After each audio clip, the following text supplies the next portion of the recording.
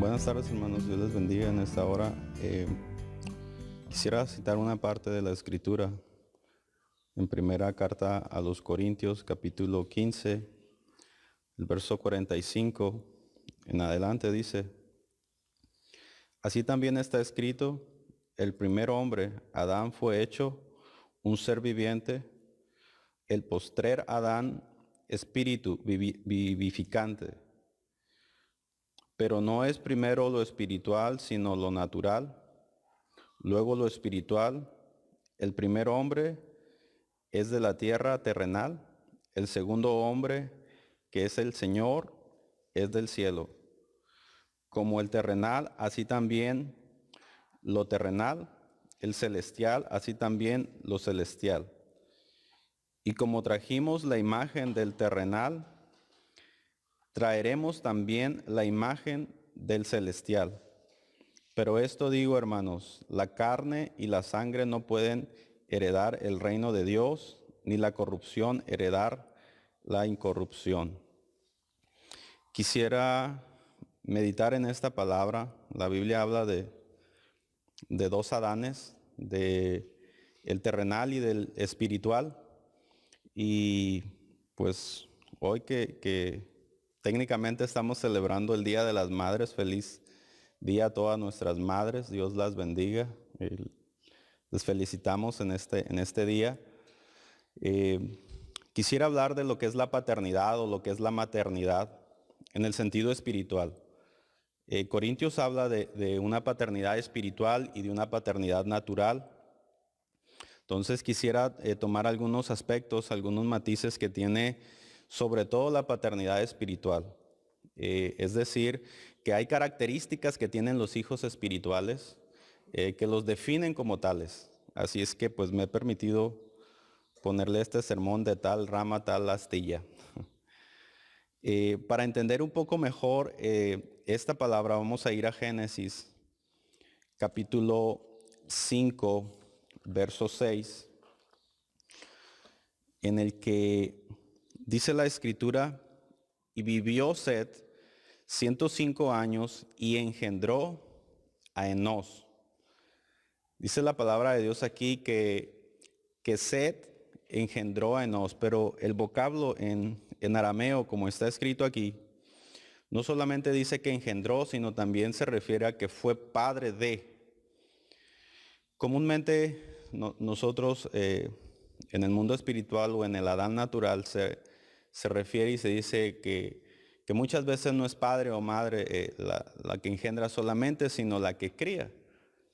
En cierto sentido tiene un poco de verdad lo que la palabra de Dios nos dice.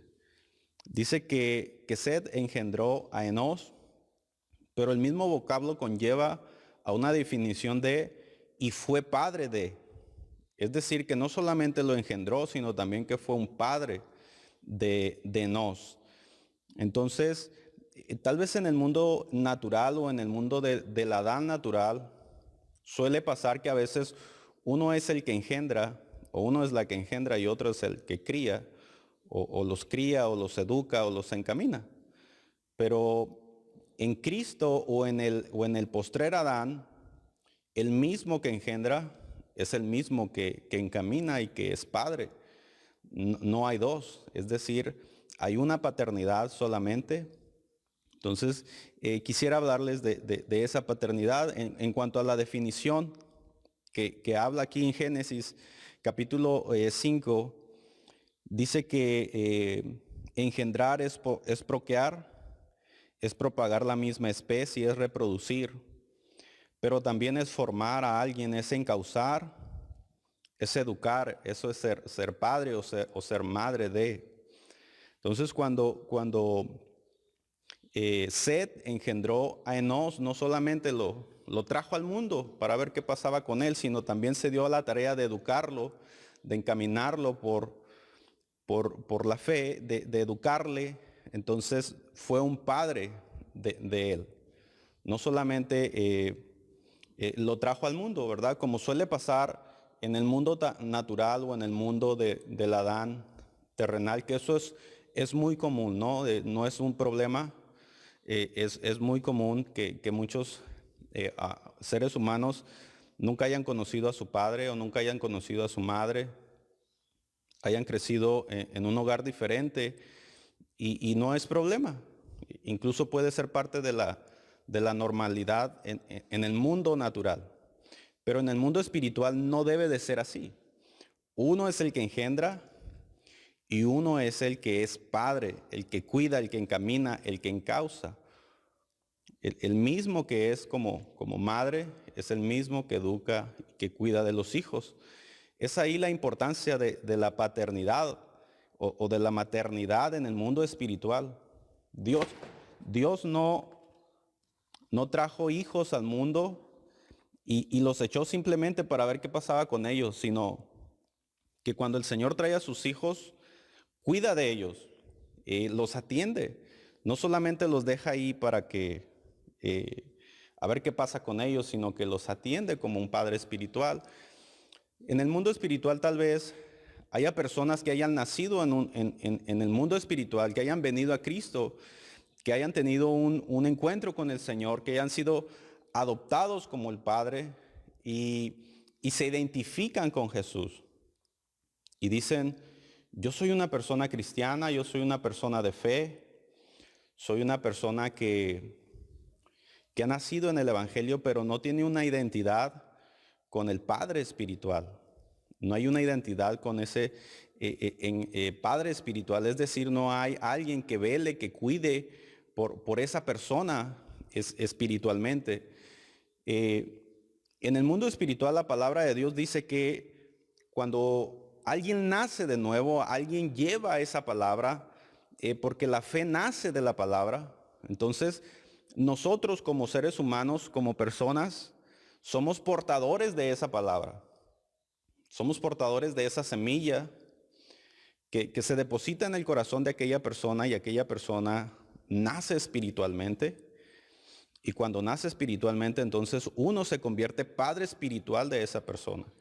Aquellas personas que han llevado la palabra a alguien en algún momento de dificultad y han aceptado esa palabra, entonces aquellas personas se han vuelto hijos espirituales de estas personas que han llevado esa palabra. Y en un sentido espiritual hay una paternidad, una maternidad espiritual hacia ellos. Pero con el paso del tiempo muchas personas espiritualmente han tomado el modelo del Adán natural, es decir, no han reconocido la maternidad o la paternidad espiritual en muchas ocasiones. Y no tienen una iglesia donde congregarse, no reconocen a un pastorado sobre sus vidas, no hay nadie que ore o vele por sus vidas, no hay un amor hacia un padre espiritual. Y quisiera en esta tarde que meditaras en eso. Tal vez tú dices ser cristiano, tal vez tú en este momento, tú te identificas con Jesús, pero no te identificas con un padre espiritual. No tienes a una madre espiritual. Te encuentras sola, te encuentras solo. Porque en algún momento sí los tuviste, recibiste la palabra de alguien que te amó, que oró por ti, que te visitó, que llevó aquella palabra y te convertiste en hijo o en hija espiritual de aquella persona. Pero hoy en día no está ahí a tu lado. Quisiera que recordaras aquella paternidad, lo importante que es tener una paternidad. Yo tengo 3 hijos, de los 3 hijos hay uno menor, que todavía ocasionalmente se despierta por las noches, abre la puerta de nuestra recámara y va y se mete entre mi esposa y yo. Y ahí se queda dormido. Tal vez porque le tenga miedo al cucuy, o al espanto, o no sé. Y el hecho de que se quede ahí, se le disipa el temor, se le quita todo miedo. Y la pregunta que yo siempre me he hecho, ¿y a mí quién me va a defender del cucuy cuando llegue? Tal vez él llega y está confiado, dice, bueno, tengo a mi mamá y a mi papá aquí, y descansa porque tiene una paternidad. Y es hermoso tener una paternidad. Es hermoso tener a alguien que vele por tu vida, alguien que ore por ti. Si en este momento tú aceptaste a Cristo hace tiempo, hace años, pero no te congregas, déjame decirte que no tienes una paternidad.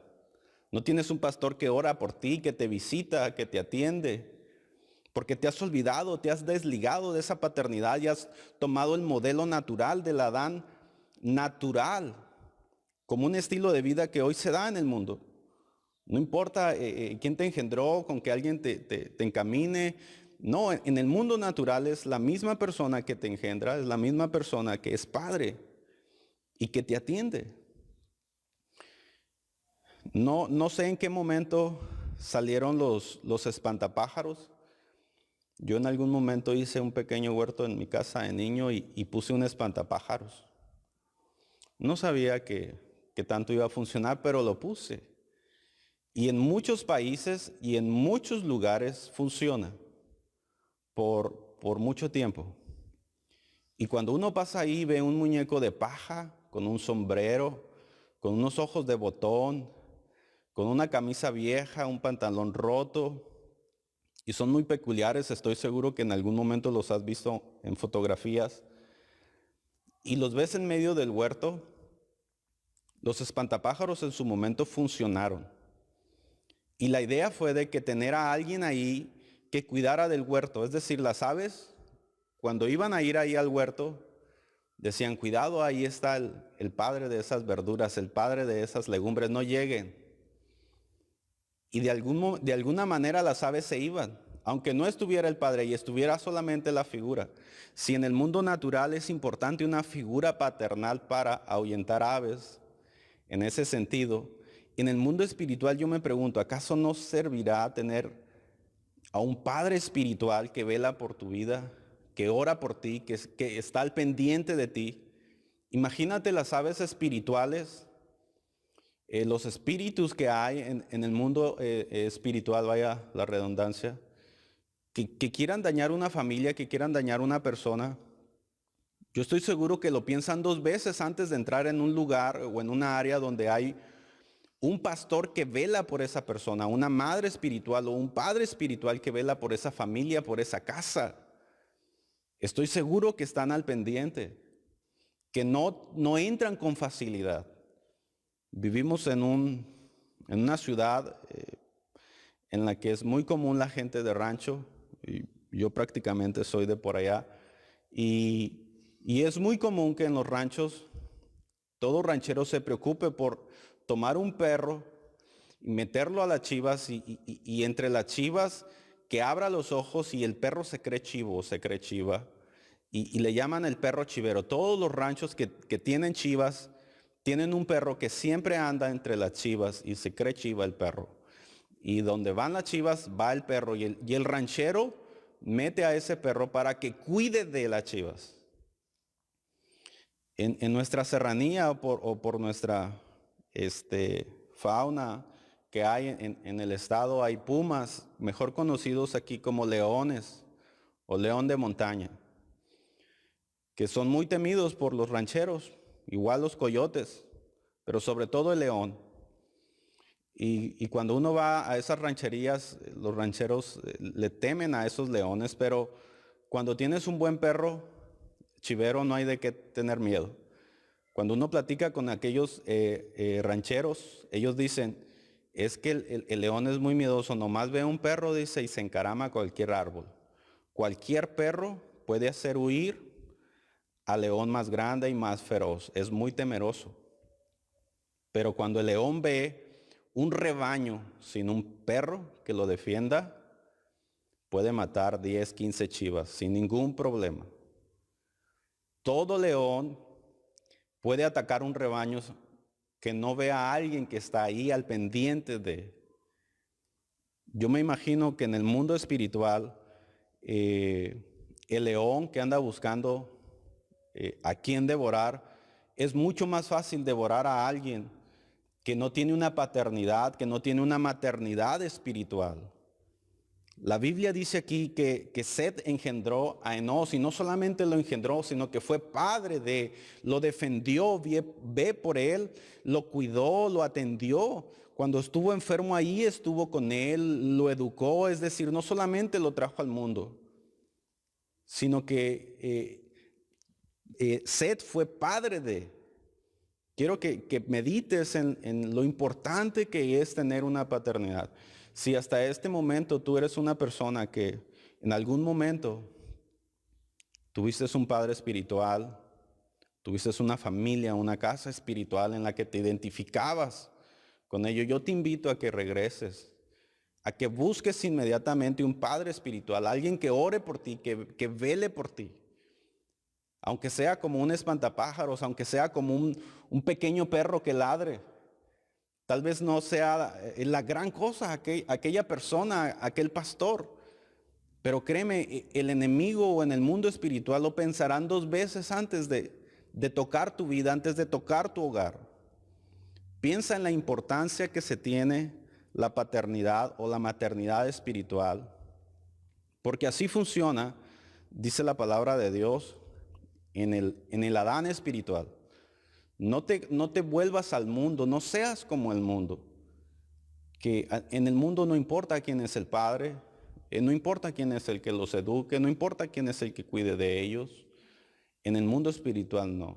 La misma persona que engendra es la misma persona que cuida de nosotros.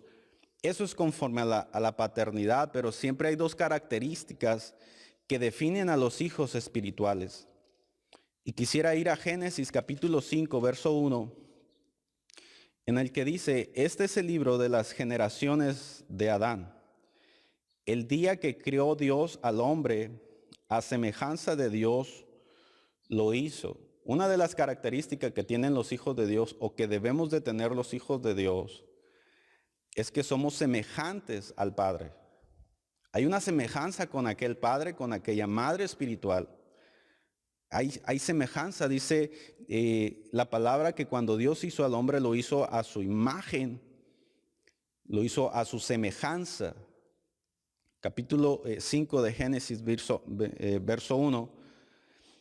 Y la semejanza de Dios quiere decir que es la gloria de Dios. O hechos a semejanza de Dios quiere decir que están hechos de la misma gloria de Dios. Segunda carta de Corintios, segunda carta a los Corintios, capítulo 4, verso 6, dice, de la misma gloria de Dios en la faz de Jesucristo. Es decir, que la gloria de Dios está en Jesucristo y quien tiene a Jesucristo tiene la gloria de Dios. Es decir, nosotros como hijos espirituales tenemos la gloria de Dios porque estamos hechos a semejanza de Dios. Romanos capítulo 8, verso 17 dice, para que juntamente con Él seamos glorificados, es decir, que tengamos la gloria de Dios en nuestras vidas como hijos a través de Jesucristo. Pero la gloria de Dios no es la luz, no es el poder, no es la magnificencia de Dios. Muchas veces creemos que algo glorioso es algo espectacular, es algo que impacta mucho tu ojo. Muchas veces podríamos decir, no, es que la gloria de Dios es una luz inaccesible, es una luz que te ciega, son rayos, la luz es un poder grandísimo. Y muchas veces creemos que la gloria de Dios depende de esas cosas que para nosotros son gloria. Pero dice la palabra de Dios que la gloria de Dios es Cristo. Es el hijo espiritual, es aquella persona que tiene al Señor en su corazón.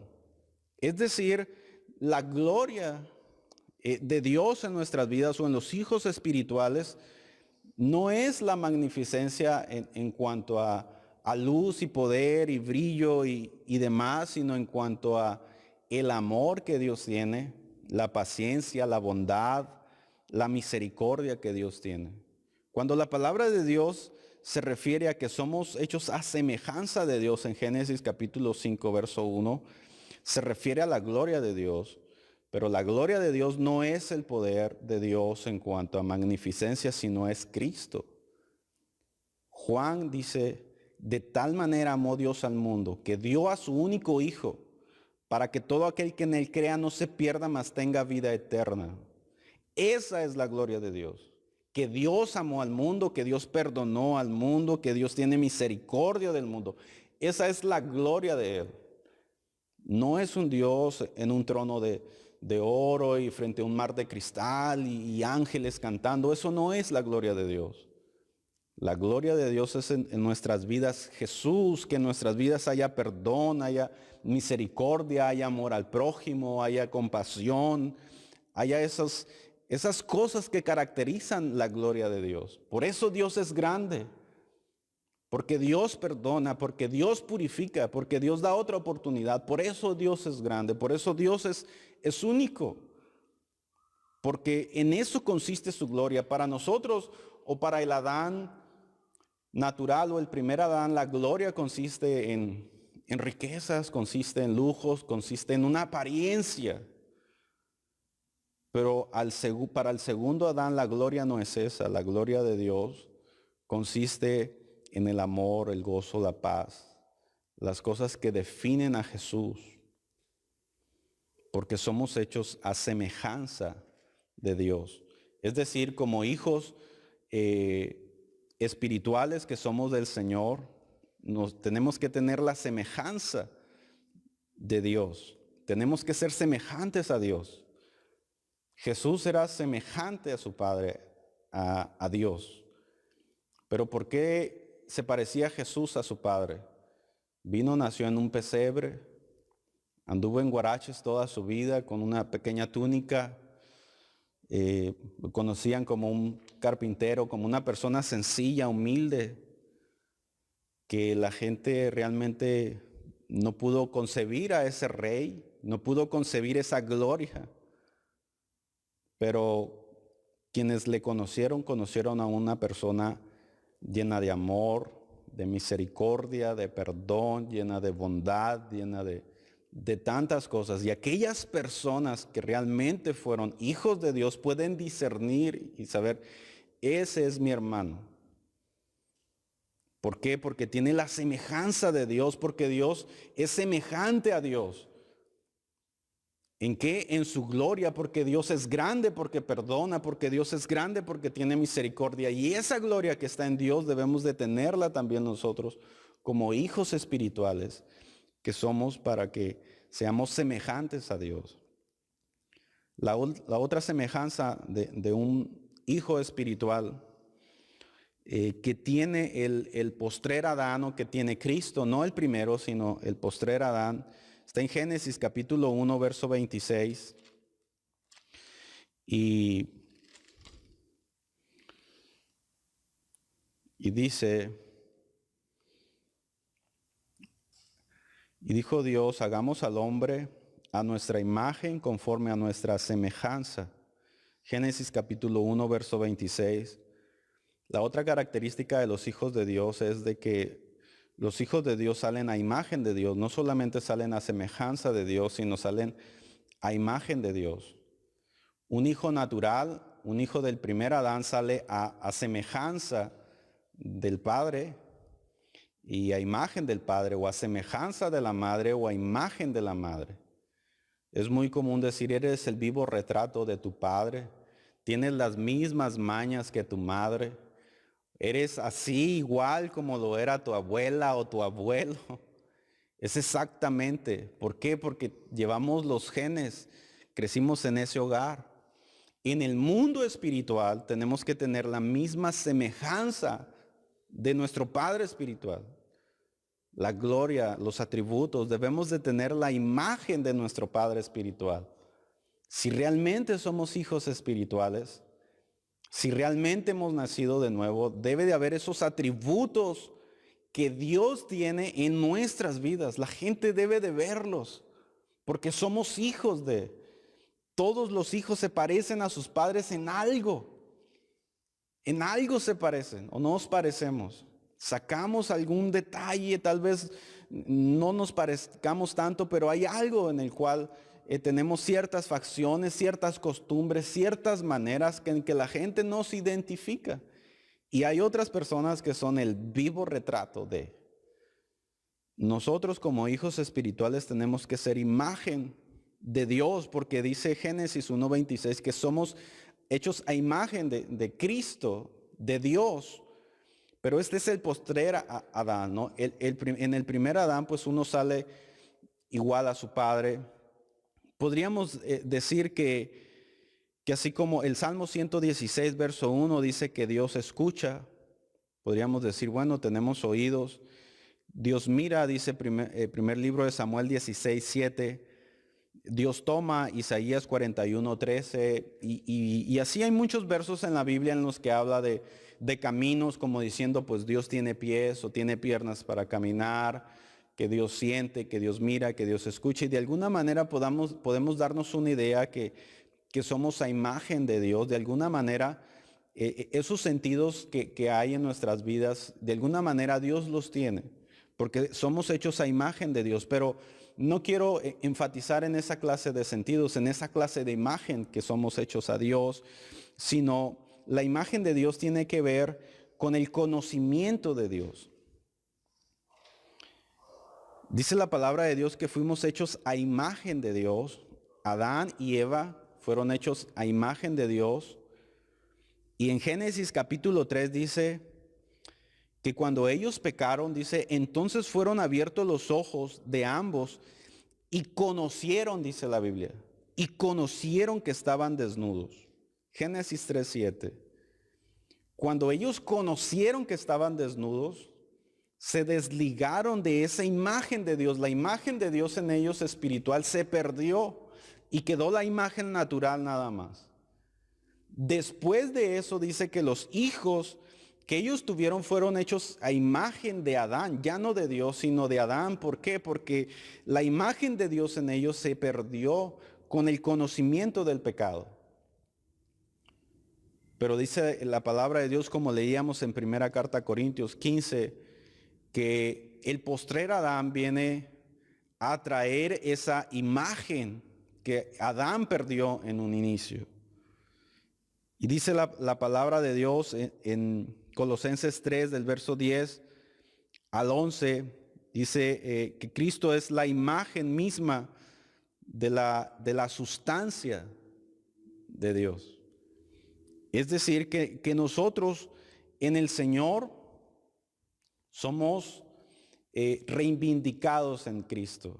Es decir, que cuando nosotros conocemos más del Señor o que conocemos más de la presencia de Dios, nosotros, la imagen de Dios se restaura en nuestras vidas.